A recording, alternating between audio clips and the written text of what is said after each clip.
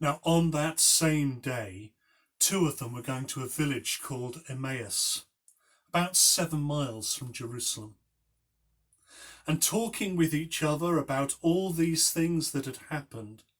While they were talking and discussing, Jesus himself came near and went with them.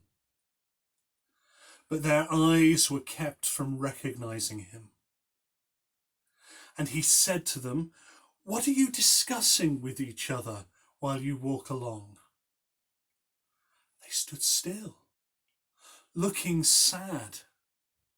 Then one of them, whose name was Cleopas, answered him, "Are you the only stranger in Jerusalem who does not know the things that have taken place there in these days?" He asked them, "What things?" They replied, "The things about Jesus of Nazareth, who was a prophet, mighty in deed and word before God and all the people, and how the chief priests and leaders handed him over to be condemned to death and crucified. But we had hoped that he was the one to redeem Israel." Yes, and beside all this, it is now the third day since these things took place. Moreover, some women of our group astounded us.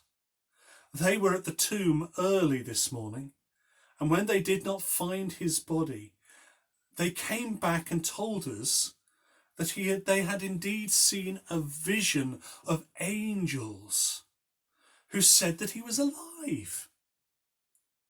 Some of those who were with us, went to the tomb and found it just as the women had said.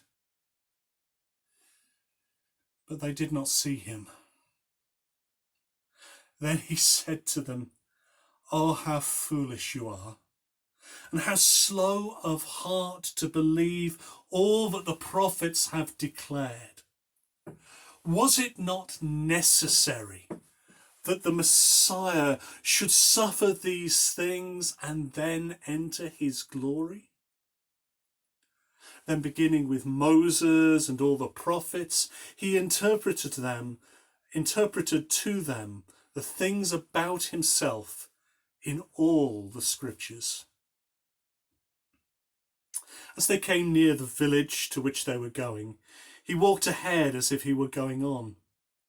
But they urged him strongly, saying, "Stay with us, because it's almost evening, and the day is now nearly over."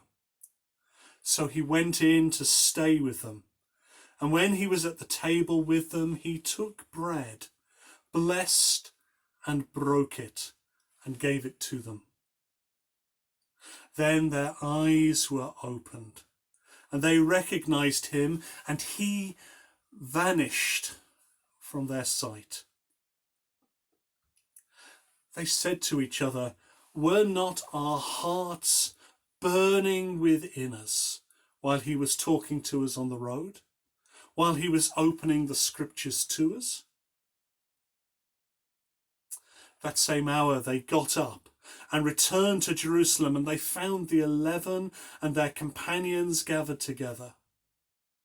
They were saying, "The Lord has risen indeed, and he has appeared to Simon." And then they told what had happened on the road and how he had been made known to them in the breaking of the bread.